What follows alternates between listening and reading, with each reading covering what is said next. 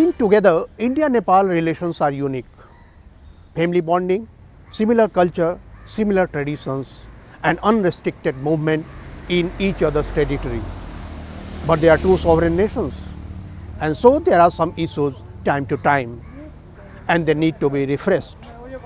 Let's watch how and why. India is the largest democracy in the world. Nepal, on the other hand, has a relatively new democracy. Both neighbors have always had friendly relations. The latest example of this is the supply of COVID-19 vaccines. On January 21, 2021, India sent 1 million doses of the vaccine.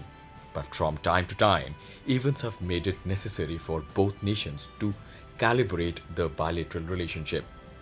In recent times, these irritants have been Nepal's stand on its border with India. Between January 14th and 16th, Nepal's Foreign Minister Pradeep Kumar Gyawali visited Delhi. It was the first visit by any Nepali dignitary amid the pandemic. His visit is seen by me in a positive light. I am sure there were hard discussions at the senior levels with him to point out to him very clearly India's concerns. But at the same time, we must ensure that our relationships, both at institutional level and at the level of people, go forward. And so I see positivity in it, no matter what is happening in Nepal at this particular time. I think the meeting was very important and appropriate, especially since Nepal, India is the first country that Nepal should approach to support them in the vaccine. So yes, I think it was very timely and important. External Affairs Minister Dr. S. Jaishankar and Nepal's Foreign Minister Pradeep Kumar Gyawali co-chaired the India-Nepal Joint Commission meeting on 15th of January 2021. The meeting was taking place against the backdrop of two important developments. One was the rising border tensions between the two nations. The other was the announcement of general elections after Prime Minister KP Sharma Oli dissolved Nepal's parliament following a split in the ruling Nepal's Communist Party.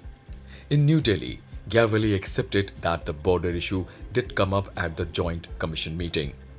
The border issue between Nepal and India has really dented the understanding between Government of Nepal and Government of India. At the moment, it is seen as one of the major issues. Gyawali also sought India's indigenously produced COVID-19 vaccine for his country. His request came a day after Prime Minister Narendra Modi launched the vaccine rollout in India. The same day, Kathmandu approved India's vaccine for emergency use in Nepal. Nepal's request had actually found mention in joint statement between the two countries after commencement of Joint Commission meeting.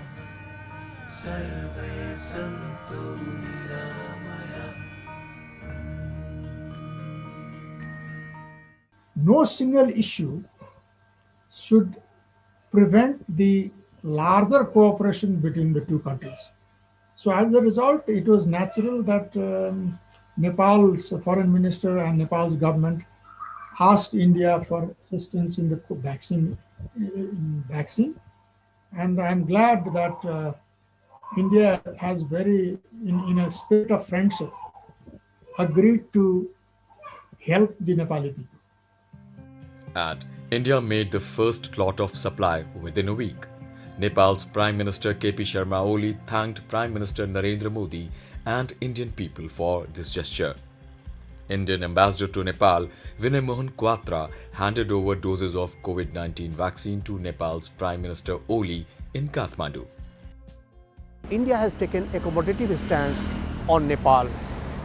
Irrespective of anger time to time, Nepal and India are traveling together in modernization of Nepal. At the 6th India-Nepal Joint Commission meeting, the two foreign ministers reviewed relations in economy and trade, power, oil and gas, water resources, political and security issues, border management, development partnership, tourism, culture, education and capacity building. Nepal wanted India to expand the Motihari-Amlekhganj petroleum pipeline to Chitwan. It has also sought a new oil pipeline connecting Siliguri to Jhapa in Nepal.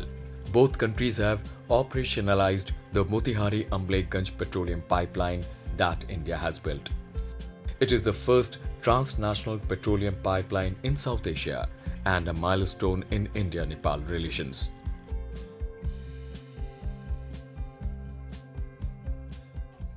Pipeline, I think, has helped a lot in ensuring the regular supply. Now, if this can be extended further to Chitwan, or in fact an extra pipeline can be added, then I think that is all the more beneficial for Nepal, and in fact it will further help strengthen the relationship between the two countries. The two sides held thorough discussions on cross-border rail connectivity projects, including a possible Raxaul-Kathmandu broad gauge railway line. The first passenger railway line between India and Nepal from Jayanagar to Kurtha via Janakpur has already been completed. Indian government allocated budget to carry out a detailed project report on the proposed Raxaul-Kathmandu railway project.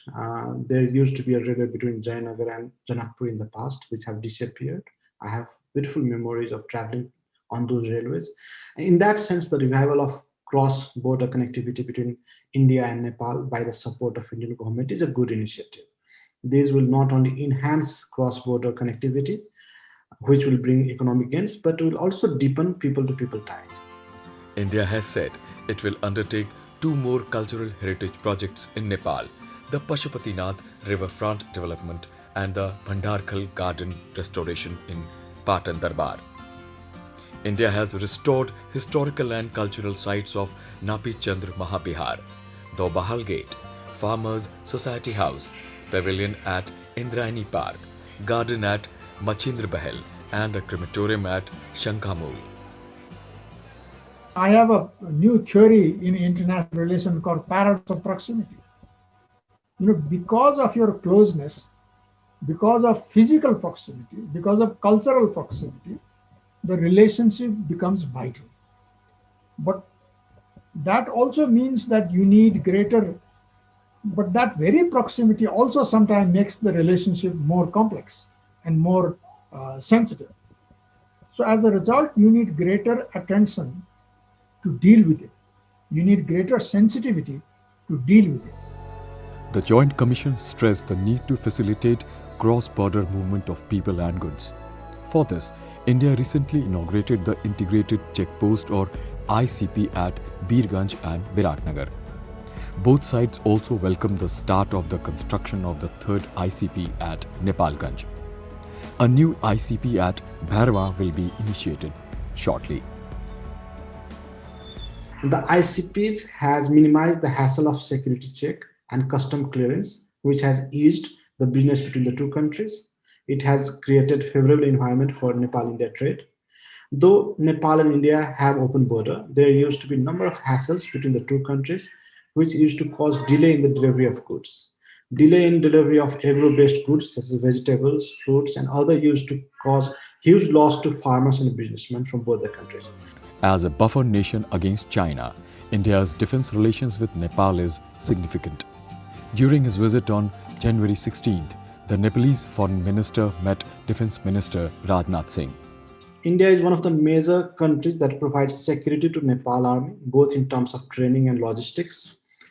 Due to open border, the security interests and threats of both the countries overlap. Hence, I believe that this meeting might be to discuss the border issue and find ways to resolve the issue amicably. Be the leaders of Nepalese Congress or communists, all have found shelter, friends, family and ideological ties in India. KP Sharma Oli, Prachand, GP Koirala and Madhav Nepal have all deep ties with people in India. Many of our education in the old days used to take place in India, in Banaras, in Patna, in Calcutta. And so the previous generation, a generation till mine, or maybe one generation before me, all the elite from Nepal were educated mostly in India. Their political acculturation was also from India. And in the same way, many of our leaders were, when they were in during the Panchayat years, when political parties were banned, many of our leaders were in exile in India, they were educated in India. So that sort of helps understand each other. India also supported Nepal in its internal struggles. Differences with Maoists were resolved in India. Delhi hosted the meeting of Seven-Party Alliance (SPA) and the Maoists in November 2005 that ended in 12-point understanding. The Indian government welcomed the roadmap laid down by the historic Comprehensive Peace Agreement in November 2006. Political leaders, partly cornered by the king and his autocratic regime, also felt that they had to play an active role to bring the Maoists to the mainstream of politics if violence was to end. So that overwhelming thought, I think, in my view, played the main role from within Nepal. And then, of course, the Indian leaders played a very supporting, and in fact, in my view, a very positive supporting role in that process. In 2006, at the height of the political turmoil in Nepal, then Prime Minister Manmohan Singh sent Dr. Karan Singh as special envoy to Kathmandu to bring a reconciliation among the political stakeholders. Similarly, Prime Minister Narendra Modi sent Bharatiya Janata Party's Vijay Chauthaiwale to Kathmandu to mend political ties with Nepal on December 11, 2020. India has been a training ground for Nepalese political leaders. Indian leaders like CPIM's Sitaram Yechuri, CPI's D. Raja, NCP's late DP Tripathi, Congress leader Jairam Ramesh, BJP leader Ram Madhav, and late Sushma Swaraj have all had warm relations with Nepalese leaders. These are relations beyond government. Even government of Nepal, even government of India had supported the democratic transition of Nepal. In fact, all the major political parties like Nepali Congress or former CP and UML were formed in India. Many Nepali leaders are inspired by the Indian leaders. The Communists of Nepal have greater inclination with Communists of India. BP Koyala was inspired by several Indian leaders of his times. So I think these have helped in building the bonds. Nepal had also been helpful whenever democratic processes were under threat in India. Indian leaders used to take shelter in Nepal. During emergency, Indian leaders took refuge in Nepal, which was under monarchy then. I want to draw your attention to something very interesting, something that I wrote about when I was in Nepal. Nepal was a democracy. It was not a democracy, it was a monarchy at that time. And a monarchy which had hitched its bandwagon very squarely to the British Raj, and they saw benefit coming to them from that. They were in fact therefore quite strong.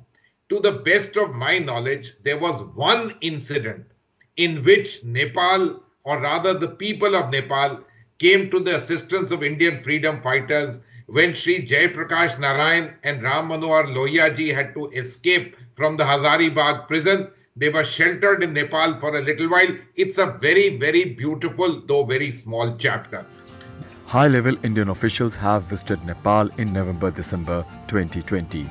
They included Indian Army Chief General Manoj Mukund Narwane, Foreign Secretary Harshvardhan Shringla, and Research and Analysis Wing RAW Chief Samant Kumar Goyal. Towards the earlier part of this year, due to a number of factors, Nepal-India relations, in a sense, experienced their own social distancing, if I may use a corona pandemic phrase.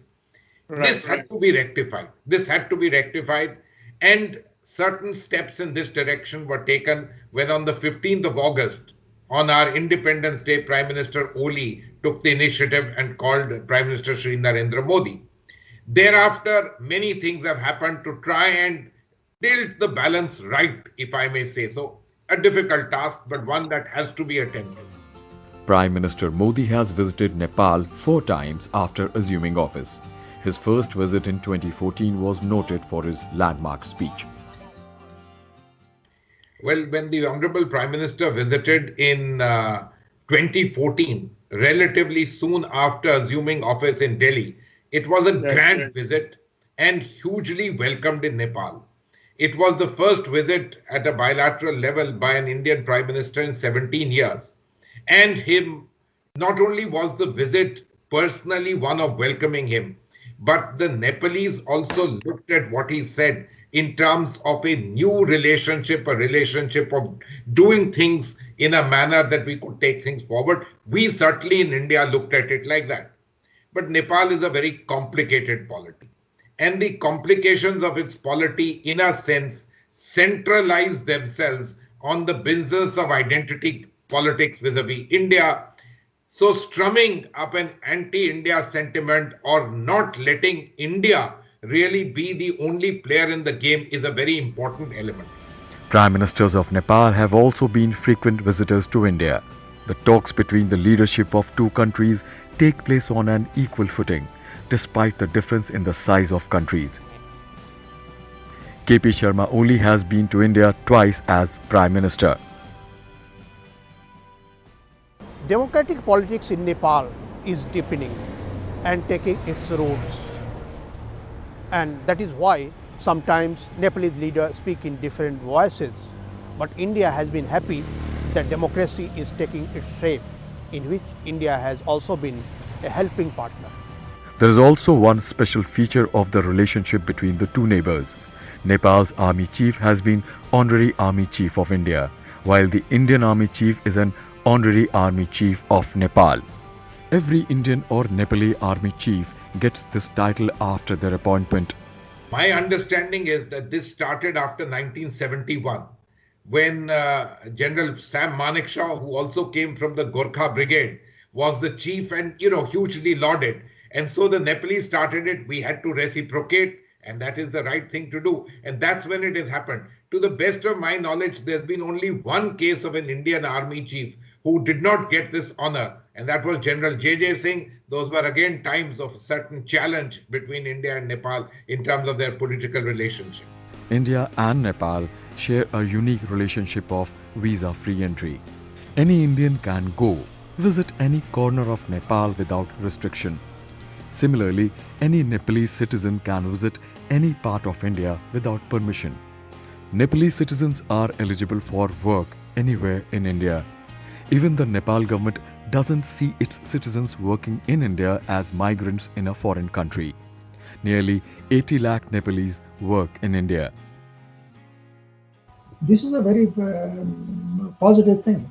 Even now, during COVID, there's so many Nepalese who returned, but later on couldn't find employment at home and then went back. In the same way, nearly 6 lakh Indians are domiciled in Nepal. They include businessmen and traders who have been living in Nepal for a long time. The list also includes professionals, doctors, engineers, IT personnel and seasonal and migrant laborers engaged in construction. The treaty allows people to work, but the Nepalese, being a small country and cognizant of things, invariably tend to ask a number of questions, and over the years this is becoming important. So they try to make it somewhat harder. They want you to register not in terms of the work you are doing, but in terms of your taxation, in terms of labor permits, etc. So these things do happen, but Indians have worked in Nepal for over a couple of centuries, doing well and contributing hugely to India-Nepal relations. With its scenic landscape, Nepal is usually the first stop for Indian tourists. With an area of 1,47,181 square kilometers and a population of 29 million, Nepal shares a border of over 1,850 kilometers in the east, south and west with 5 Indian states: Sikkim, West Bengal, Bihar, Uttar Pradesh and Uttarakhand. Nepal has a God-gifted natural beauty, and it should be one of the major tourism destinations from India. But sometimes the statements coming out from Nepal sound unwelcoming towards Indians. Its northern border is aligned with China's Tibet, with two big neighbors, India and China, on each side. Nepal has a huge opportunity, but also scope for misunderstanding at times.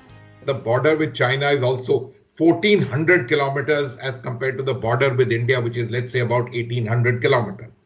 We also must remember that the Nepalese have old ties with Tibet, and these ties are things that they are very cognizant of.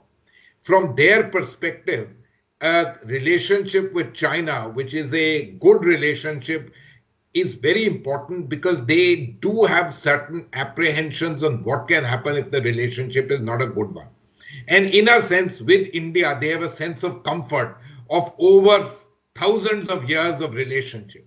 Now remember, Nepal is part of South Asia. So geography, not just civilizational links, but history binds us together. This is Pashupatinath Temple. It was one of the major destinations for Prime Minister Modi in 2019. So was Muktinath Temple during Modi's visit. As a predominantly Hindu country, temples in Nepal are well known in India for centuries.